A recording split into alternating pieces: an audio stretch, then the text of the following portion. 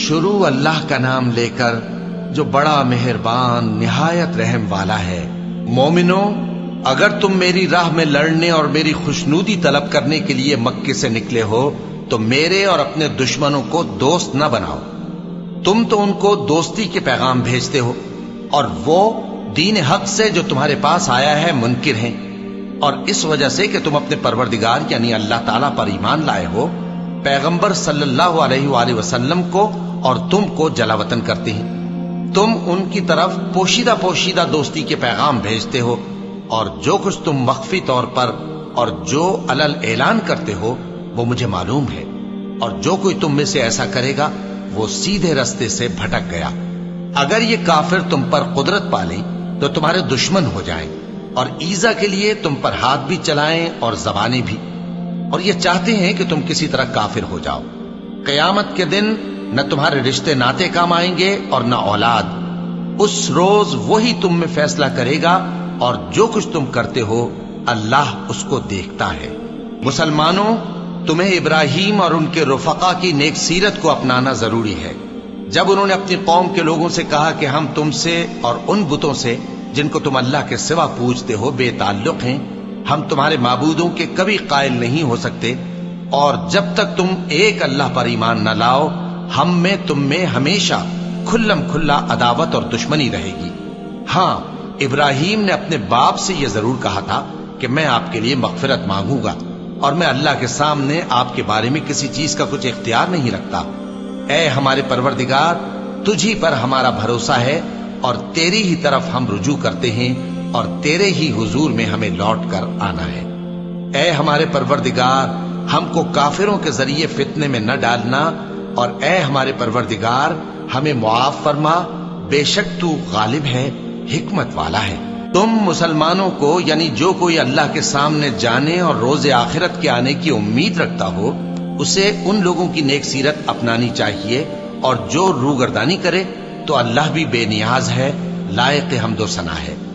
عجب نہیں کہ اللہ تم میں اور ان لوگوں میں جن سے تم دشمنی رکھتے ہو دوستی پیدا کر دے، اور اللہ قادر ہے، اور اللہ بخشنے والا ہے، مہربان ہے۔ جن لوگوں نے تم سے دین کے بارے میں جنگ نہیں کی اور نہ تم کو تمہارے گھروں سے نکالا، ان کے ساتھ بھلائی اور انصاف کا سلوک کرنے سے اللہ تم کو منع نہیں کرتا۔ اللہ تو انصاف کرنے والوں کو دوست رکھتا ہے۔ اللہ انہی لوگوں کے ساتھ تم کو دوستی کرنے سے منع کرتا ہے جنہوں نے تم سے دین کے بارے میں لڑائی کی اور تم کو تمہارے گھروں سے نکالا اور تمہارے نکالنے میں اوروں کی مدد کی۔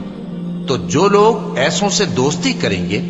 وہی ظالم ہیں۔ مومنوں، جب تمہارے پاس مومن عورتیں وطن چھوڑ کر آئیں تو ان کی آزمائش کر لو، اور اللہ تو ان کے ایمان کو خوب جانتا ہے۔ سو اگر تم کو معلوم ہو کہ وہ مومن ہیں تو ان کو کفار کے پاس واپس نہ بھیجو کہ نہ یہ ان کو حلال ہیں اور نہ وہ ان کو حلال ہیں، اور جو کچھ انہوں نے ان پر خرچ کیا ہو وہ ان کو دے دو،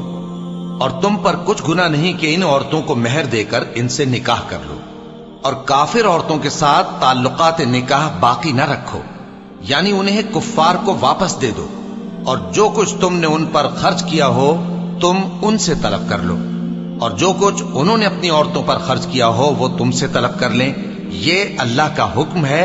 جو تم میں فیصلہ کیے دیتا ہے،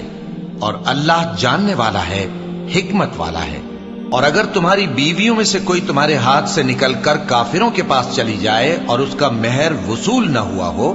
پھر تم ان سے جنگ کرو اور ان سے تم کو غنیمت ہاتھ لگے، تو جن کی بیویاں چلی گئی ہیں ان کو اس مال میں سے اتنا دے دو جتنا انہوں نے خرچ کیا تھا، اور اللہ سے جس پر تم ایمان لائے ہو ڈرتے رہو۔ اے پیغمبر صلی اللہ علیہ وآلہ وسلم، جب تمہارے پاس مومن عورتیں اس بات پر بیعت کرنے کو آئیں کہ نہ تو اللہ کے ساتھ شرک کریں گی، نہ چوری کریں گی، نہ بدکاری کریں گی، نہ اپنی اولاد کو قتل کریں گی، نہ اپنے ہاتھ پاؤں کے درمیان کوئی بہتان باندھ لائیں گی، اور نہ نیک کاموں میں تمہاری نافرمانی کریں گی، تو ان سے بیعت لے لو اور ان کے لیے اللہ سے بخشش مانگو،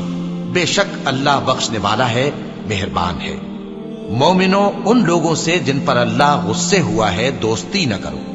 کیونکہ جس طرح کافروں کو مردوں کے جی اٹھنے کی امید نہیں، اسی طرح ان لوگوں کو بھی آخرت کے آنے کی امید نہیں۔